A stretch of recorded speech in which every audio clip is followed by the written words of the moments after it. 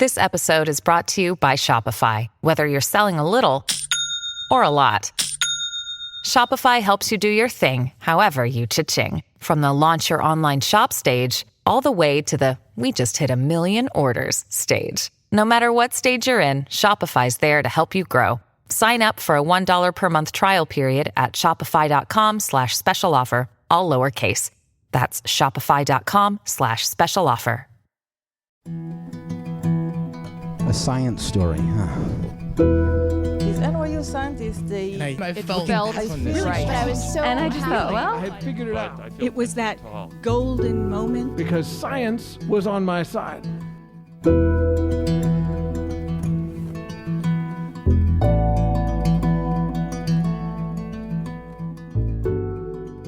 Hello, everybody. Welcome to the Story Collider, where we bring you true personal stories about science. We are your hosts, Erin Barker and Liz Neely. And this week, we are presenting stories that are all about our connections, both online and off.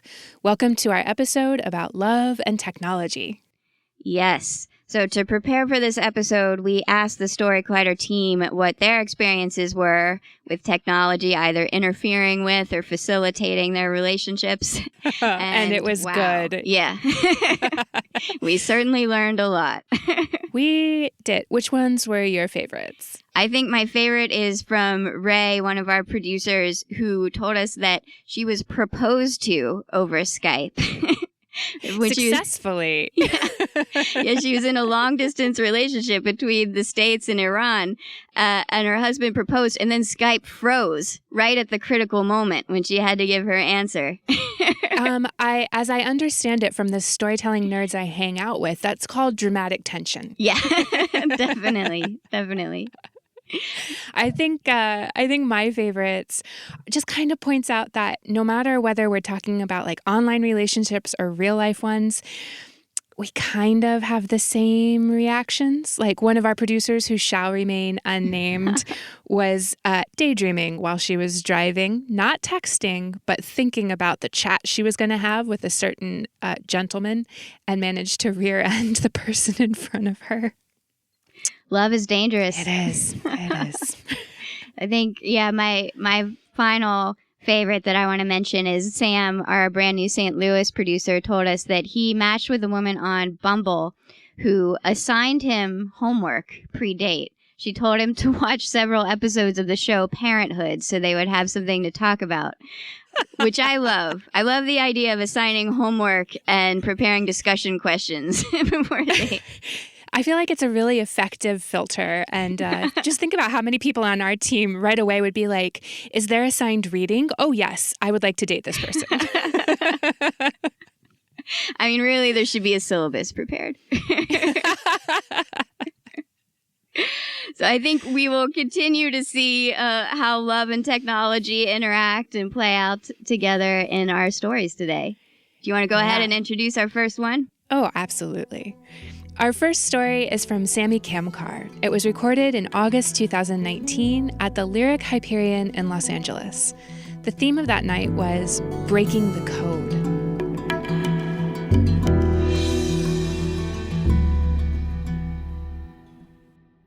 It's 1995. I'm 9 years old. I'm sitting on the carpet floor of my mom's apartment, and this is the best day of my life. My mom just spent everything she had juggling multiple jobs to buy me a computer so I'd be less alone and have something to do during the summer. Immediately, I dial up and I find IRC, Internet Relay Chat. And I jump in a channel and I say, hey, who wants to chat about the X-Files? And immediately somebody responds, get out. I said, we can chat about something else. We could chat about like the Wonder Years or Sliders. And he says, you have 10 seconds to get out. I'm like, no. 10 seconds later, the brand new computer that my mom spent everything on crashed with a blue screen. And I freaked out. I pulled the power from behind the computer and I waited for about 20 minutes for all the bad stuff to get out of the computer. I plugged it back in, and everything was fine. But as the adrenaline was pumping through my veins, I thought that was the coolest thing ever. How do I do that? I quickly found that the person on the other side was using a tool called WinNuke 95 and used that to crash my machine. And all of a sudden, I now had that superpower. Now, I'm not a malicious person, but I had no intention of using it. But there really is something super intoxicating about being able to use science and technology to reach out and manipulate a system in a way it was not intended. It really is. Pretty soon after, a couple weeks later, Microsoft released a patch that prevented WinNuke 95 from working. And all of a sudden, my superpower was gone. I thought, okay, well, could I make the next version? Could I learn what that person did and then make WinNuke 96? So I then spent the next rest of my life learning how to reverse engineer, to design, to build, to fabricate exploitation tools. I continued this on to my teens. Now, I'm about 15, and I'm writing open source cheat software for the video game Counter-Strike. And it's fun for a little bit, but once you pretty much have God mode, it's not fun anymore. Until they come out with a software called Punkbuster that stops software like mine, cheat software like mine, from working. And all of a sudden, the game is fun again, because now it's cat and mouse. They come out with a version that stops my software from working, and I now have to create a new version that evades their software. And I decided that this is a lot more interesting than high school, so I stopped going. I continue building this cat and mouse until a few weeks later, my mom loses her primary job and says, Sammy, you have to get a job. You have to pay rent. And I say, okay. So I start filling out applications, and I get an email from a random company, and they say, hey, we saw your open source software. Can we hire you to write some software for us? They'll pay you to write code? Like, blew my mind. So I begin consulting for this company remotely, and after a few months, they're like, would you come down to San Diego and work for us full time? You'll make enough. I learned I'd make enough to pay for support both my mom and myself. I jumped into my mom's car, no license, drove down to San Diego at 15. I showed up. They're like, wait, you're 15? I said, don't worry about it. Here's a work permit from my school, something I'd forged to a school I wasn't going to. And I rented an apartment with an emancipation document showing I was an adult, something I had fabricated. No one's ever seen an emancipation document in their life. And started my new life. It's now 2005. I'm 19, and I'm now living in LA. I have a tech company, and I'm sitting in my apartment late at night. And a couple of my coworkers are on this website, myspace.com. And I check it out. I'm like, this is kind of cool. You can have friends on here. You can share your interests. So I make a profile, and I wonder if I can make my profile cooler than other people's. So I look into it, and I find, yeah, I can actually add some code and modify some things and actually bypass some of their filters. And I can do some interesting things. I can actually make you add me as a friend just by visiting my profile. Like that's kind of funny. What else can I do? Well, actually, because I kind of have full control of your browser at this point, I can make you modify your own profile without knowing it and add to the very end, but most of all, Sammy's my hero. It's kind of funny. So I launched this, and a few days later, I only have one new friend. I'm like, oh, that's lame. What would make this spread a little faster so I can just show off to my coworkers? So I think about it. I'm like, well, if I can make you add me as a friend and add me as a hero, couldn't I just copy the code to your profile? So if she visits your profile, she'll add me as a friend and add me as a hero and copy the code to her profile. And in a month, I should have dozens of friends. It'll be so cool. Show off to my friends. So I launch it late one night, and I go to sleep. I wake up in the morning. I'm hoping I have at least a few new friends. And I wake up to 10,000 new friends. and I freak out. This time I can't pull the power from the back of my computer. I don't know what to do. I email MySpace. It's a virus, so even though I removed it from my profile, it's still spreading. And I say, I'm a random user on MySpace. I don't know what happened. There's this weird,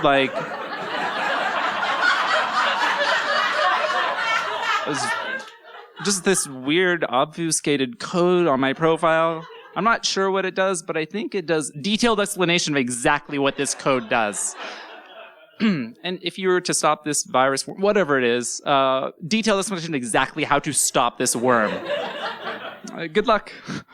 And I hit send, and there was nothing more to do. So I drove to work. It's now 50,000 new friends.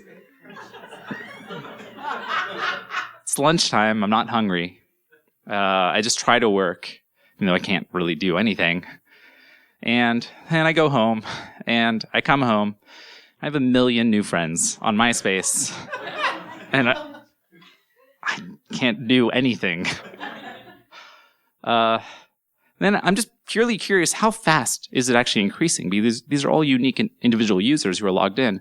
And I refresh, It's about 3,000 people per second that are getting added. And then I refresh, and finally, my profile's been taken down. I'm like, okay, that's great. I wonder if the code is still on other profiles. And I go to somebody else's profile, and this profile is taken down. And I go to myspace.com, and it says, MySpace is down. The whole team here is here working on it. And I feel awful. I never meant to crash MySpace.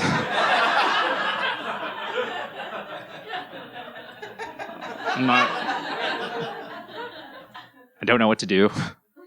I wait a couple hours, and finally it comes back. My profile's still gone. 1 million other profiles still say Samy is my hero at the bottom. And I go to sleep. I wake up waiting for a knock at the door from the internet police. A week goes by, a month goes by, 3 months go by, and I'm like, I'm super fortunate that didn't end any worse, and I'm never doing that again. So that chapter is done. 6 months later, I'm walking out of my car, and I see 2 guys standing next to it, and 2 more guys come up behind me, and I'm like, oh no, I'm getting carjacked. They say, Samy? I'm like, oh no, carjackers don't know your name. They say, Samy, we have a search warrant. And they all show me badges. Secret Service, Electronic Crimes Task Force, LADA. And I don't know a lot about search warrants, but on 24, there was like, show me the search warrant. I say, show me the search warrant, please. And they show me a search warrant. I was like, oh, okay. So we go up to my apartment, and there's another dozen agents with guns going through everything. And they're taking anything with data. They take my laptop. They take my phone. They take my 4 gigabyte iPod mini. And then they leave. And they've just walking away with my life. And I'm like, are you guys arresting me? And they're like, no, not yet. So I call an attorney, and he says, okay, yeah, the DA wants to put you behind bars and take away your computer use for the rest of your life. I'm like, I can't do that. I'm 19. I support my mom. I don't have a high school diploma. I don't have any other skills. They're like, okay, well, we'll see what happens. So we go to court, and they take away computers for the rest of my life. And they take away the ability to touch the internet for the rest of my life. And I'm not allowed to visit myspace.com. Under one caveat, that if I'm on good behavior, after several years, if I did all my restitution and probation and community service and blah, blah, blah, I can then go back to the court and hopefully request from the judge that I can get most of that removed. And then I leave the court, and I can no longer touch a computer. Now, as a lifelong introvert, I'm forced to do things I'm really uncomfortable with. I start to read books. I go outside. I'm like, what's that bright light? And I'm forced to talk to people and socialize and actually, start to bond with people out. And I continue this for the next few years, and 3 or 4 years later, I go back to court and I say, hey, judge, my probation officer says I'm her favorite client, and I'd like to, see what I can do. And judge says, okay, all restrictions are gone. You can touch computers again. And this feels like the best day of my life. I leave the courthouse. I drive to the computer store. I buy a 15-inch MacBook Pro with aluminum unibody. I go to the coffee shop. I open it up. I connect to Wi-Fi. Yeah. And I realize at that moment, I don't need this at all. That time away from computers gave me the thing I was seeking most, which was connection with other people. After a few minutes on the internet, I shut the laptop and I went to visit my true friends. Thank you.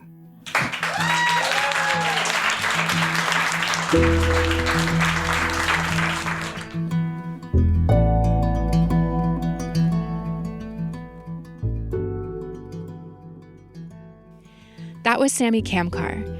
Samy is an independent security researcher and self-described huge nerd. His open source... Aren't we all? Well, listen to this. His open source hardware and software highlight the insecurities in everyday technologies. And this is like a personal nightmare for me because he works on things like weaponizing children's toys to unlock cars, designing clandestine wireless keyboard sniffers hidden into mobile phone chargers, and best of all, building drones that wirelessly hijack and control swarms of other drones. Because what could possibly go wrong? Okay. Yeah. Great. Samy is someone you want to keep on your good side, on his good side, because his work has been cited by the NSA, has triggered hearings on Capitol Hill, and has been the basis for security advancements across vehicles, smartphones, and other technologies. Wow. I feel paranoid.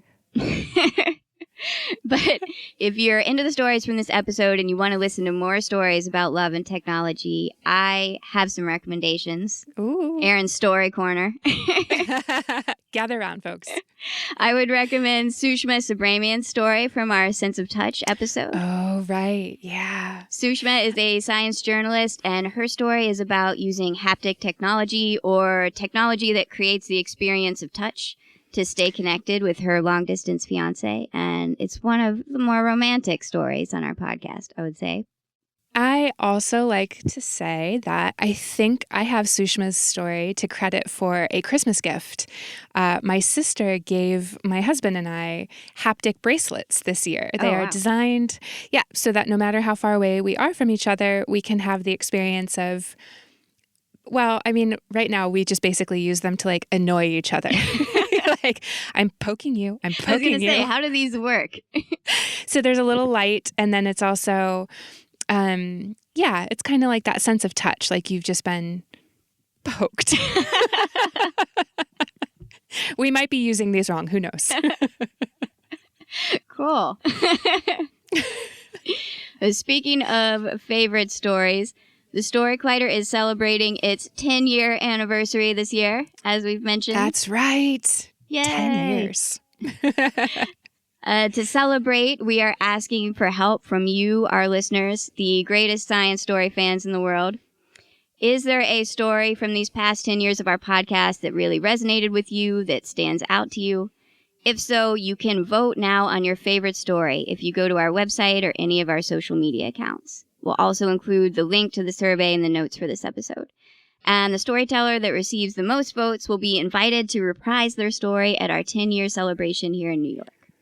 Oh, we're excited. And if you perhaps only remember some of the details of the story, that's okay. You don't need to give us a specific name or hyperlink because Erin has the secret superpower. Yes. Yes, just describe it as best you can. I happen to have in my brain an encyclopedic knowledge of pretty much every story ever on the podcast. It's true. She does. It's my one form of intelligence. Please let me use it. And I will figure out which story you mean based on your description. I promise. Erin, pop quiz. What is the story about brains in the trunk?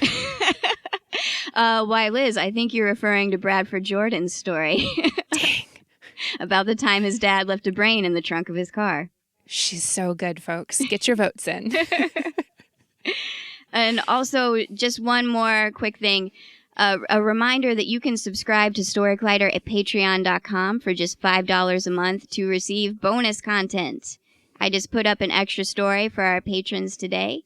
And Liz and I also conduct behind-the-scenes discussions and interviews on storytelling, craft, and performance once a month, too, which are very cool. If you are interested in questions like, how do I cope with stage fright? Or how do I come up with story ideas? Or what is the science behind that feeling of being sucked into a story? That's what the behind-the-scene episodes are for. We interview experts who are scientists, performers, and we get to have a friendly chat with them to talk about all the craft and science behind what it is that we do. Yes, perfect for story nerds like us, and I can only assume all of you. Are you ready for another story, though, Erin? Let's do it. This episode is brought to you by Shopify. Whether you're selling a little or a lot, Shopify helps you do your thing, however you cha-ching. From the launch your online shop stage, all the way to the we just hit 1 million orders stage. No matter what stage you're in, Shopify's there to help you grow. Sign up for a $1 per month trial period at shopify.com/special offer, all lowercase. That's shopify.com/special offer. Our next story today is from Jordan Bush. It was recorded in October 2019 at the Highland Inn and Ballroom in Atlanta. The theme that night was Deal With It.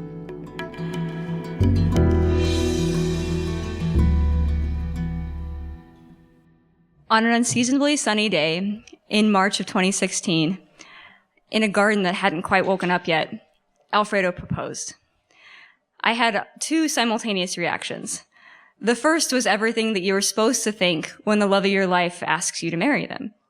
This is so great. I'm so lucky. This is, the beginning of the rest of our lives together, yada, yada, yada. My second thought was it's go time. I have been watching Say Yes to the Dress and reading wedding magazines for 10 years. I am ready for this. Within, an hour, I had a Pinterest board up that was filled with daydreams about how to make my rustic lakeside dream wedding a reality. So we got to wedding planning. Very quickly, reality started to impose some compromises, as with all things in life. It turns out it does not matter how cute she looks in a flower crown. The Catholic Church will not let your dog be in your bridal party. Yes. Similarly, serving dinner to your guests in artfully arranged picnic baskets is not a real thing, and it is not something that our venue was willing to accommodate. So these details aside, our wedding very quickly shaped itself into exactly what we wanted it to be. And one of our favorite parts of the whole endeavor was just seeing how excited our parents got about every single little detail and how much Alfredo's families and mine really started to blend into one.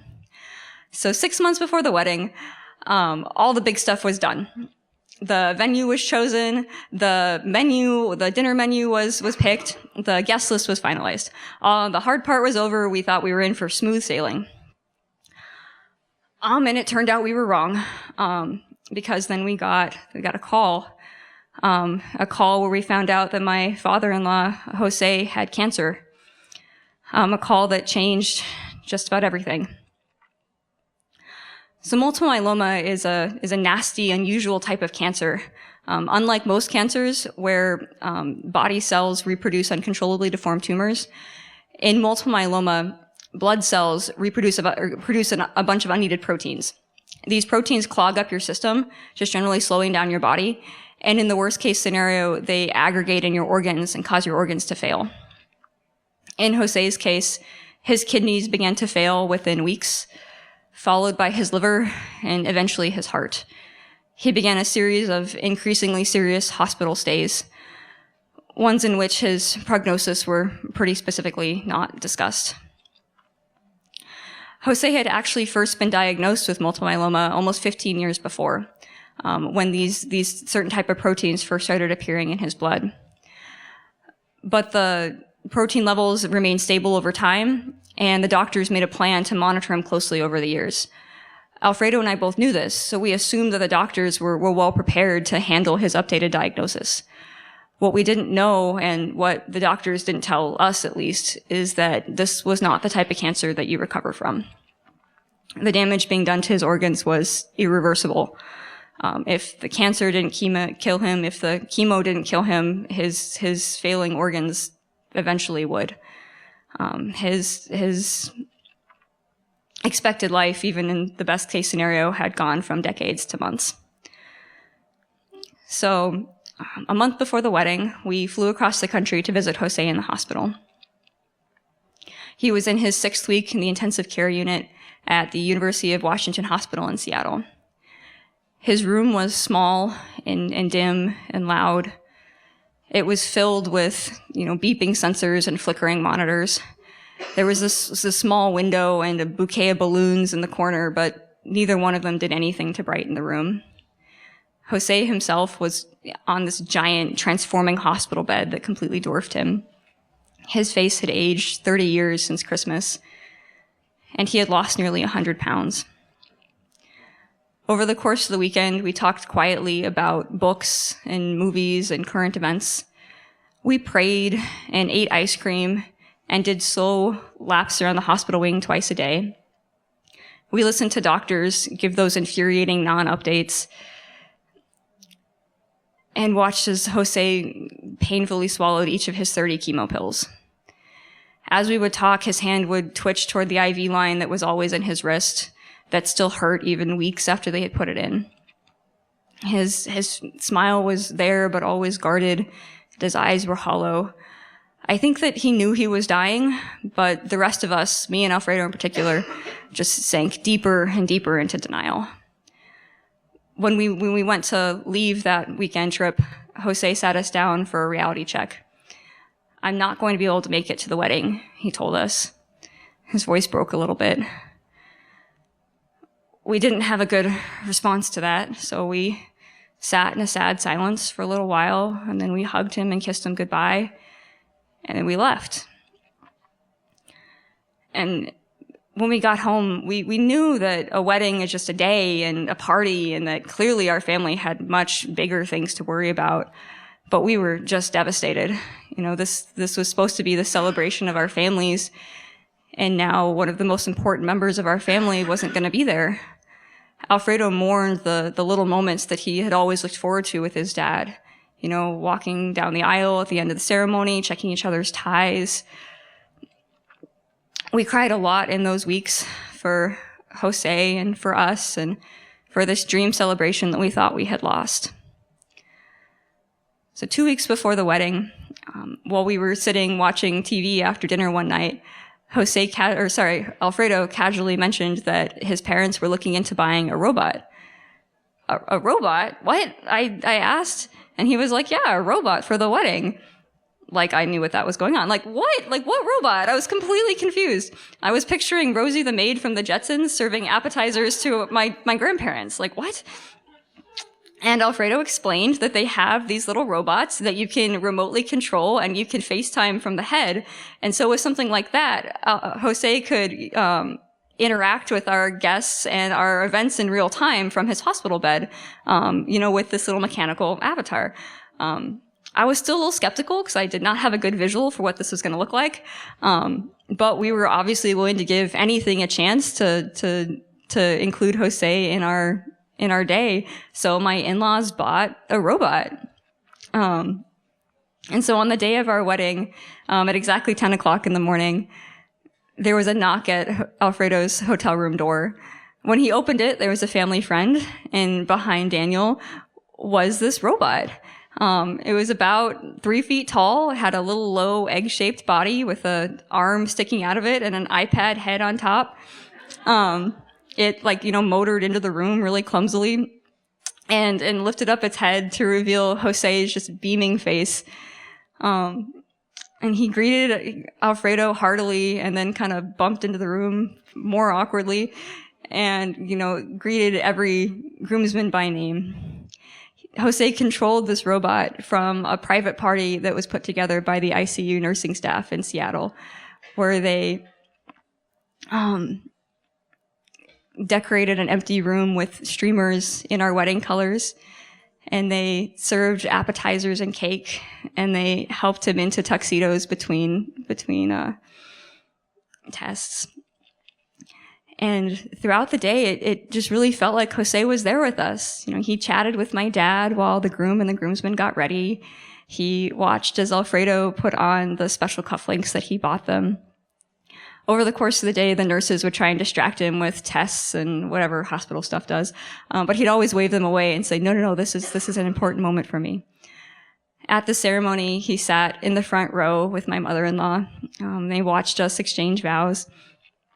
After the ceremony, he gave the two of us a private blessing about love and faith and family. When we went to the reception, he moved around the reception with his robot and greeted all of our guests. He laughed a lot when he invariably face planted on the rug, as happened several times. And our wedding just was this so much more beautiful than I could have possibly imagined. And it wasn't because of the dress or the flowers or anything on my Pinterest board, but it was because of the love that everybody showed to that little robot. We worried that people would think that idea was kind of weird or entitled, but our guests really embraced the robot and Jose wholeheartedly. Our youngest guest, my little cousin, is just delighted in the awkward little thing, and Jose had a great time showing off his movements for them. Our older guests vied for Jose's attention, and always had just these wonderful, kind things to say to him. Jose passed away 3 months later, living just long enough to see the ultrasound of the grandchild that bears his name. In his eulogy, Alfredo wrote, "My father was a well-rounded man. Many of you will have known one or more of his many sides. Engineer, academic, athlete, artist, holy man. But to me, he was my father, and I loved him. And we loved him, and we miss him. But up until the last moments of his life, Jose loved to tell the story of our wedding and how, thanks to some clever technology, he was there. Thank you."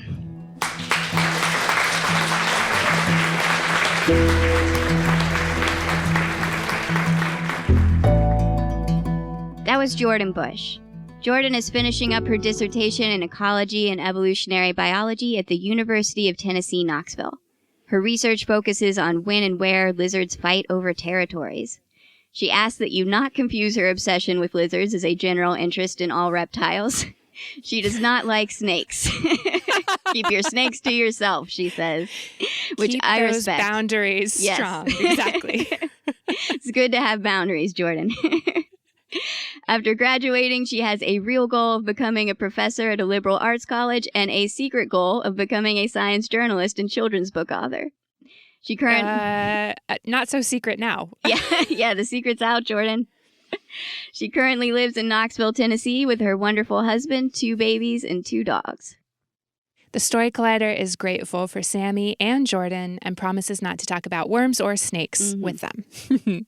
The Story Collider is also grateful for the support of Science Sandbox, a Simons Foundation initiative dedicated to engaging everyone with the process of science. The Story Collider is led by me, Artistic Director Aaron Barker. And me, Executive Director Liz Neely. We couldn't do it without the help of Deputy Director Nissa Greenberg, Operations Manager Lindsay Cooper, and the rest of our amazing team. Stories featured in today's podcast were from shows produced by Audrey Kearns, Joseph Scrimshaw, Emma Yarborough, and Mesa Salida. The podcast is edited by our podcast team, which includes Zoe Saunders, John Chen, and Gwen Hogan. The theme music is by Ghost. Special thanks to the Lyric Hyperion and the Highland Inn and Ballroom for hosting these shows. And to all the computer science nerds that I went to college with who hacked my systems for a few years. Thanks for not spilling all my secrets to the universe. Wow. Well, that's a whole other story. And thanks for listening, everybody.